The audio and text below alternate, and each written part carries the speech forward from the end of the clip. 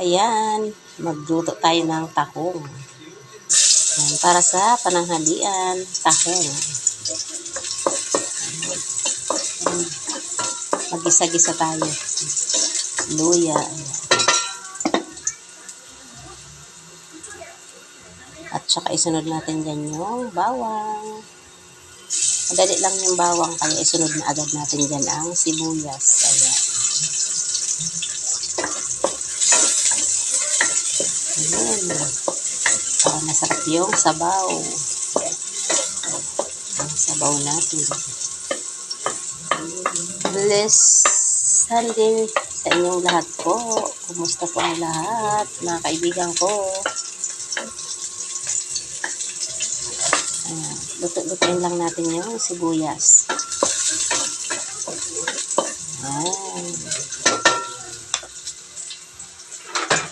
Tapos lagyan na natin yung ating tahong.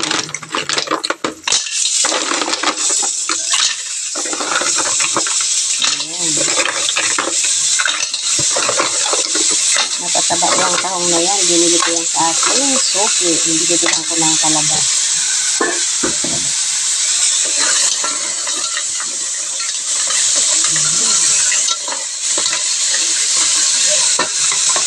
Lagay na natin yung ating sili.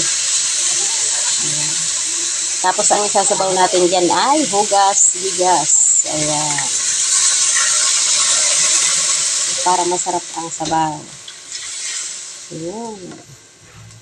Ayan. Ganyan ako pag nagluto ng tahong. At saka sa tinola. Ayan. Pag hindi nakakalimutan yung sabaw ng hugas, bigas. Pag nakalimutan, tubig na lang. Ayan, hintayin lang natin yung kumulo. Mga kaibigan ko, saglit lang yan. Maglagay na tayo dyan ng panimpla. Ayan. Maglagay tayo ng kunting bitchin. Ayan.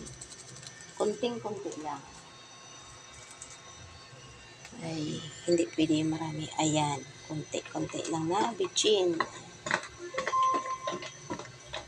Tapos maglagay naman tayo ng kunting asin.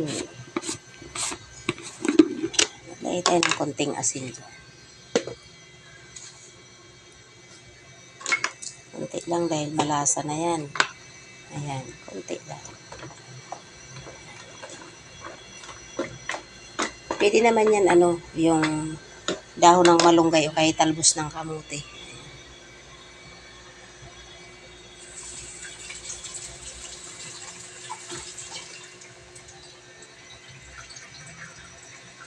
Haluin natin. Halo. Pailalim natin yung sili para madali natin yung nagbubuka-buka na nga siya. Ayan. Tapos mamaya ito naman yung aking merienda. Ayan. Yan yung aking merienda. Saging na saba. Pipirituhin lang yan. Ayan. Antayin natin kumulo at maglalagay tayo dyan ng dahon ng sili. Ayan.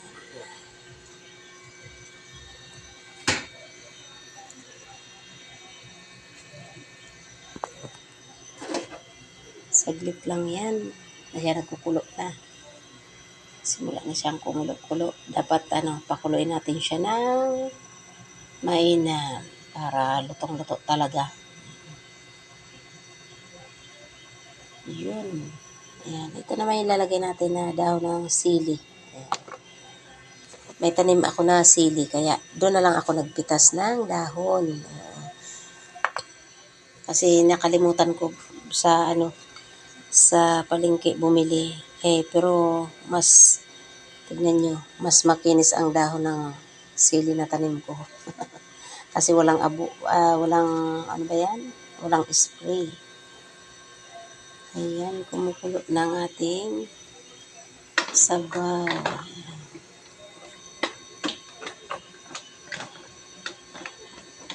Pag kulong-kulo na, saka lang natin ilalagay yung ating dahon sili dahil saglit lang naman yan na dahon ng sili. Dapat kulong-kulo.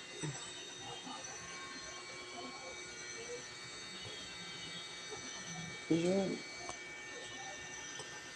Gusto ko sana yan haluan ng, ng hipon. Kaso lang pangsigang ko naman yung hipon. Ayan. Kaya, tama na yan. Dahil marami naman siya Ayan.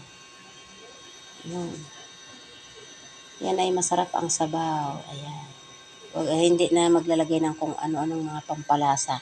Tama lang yung asin at saka kunting bitchin.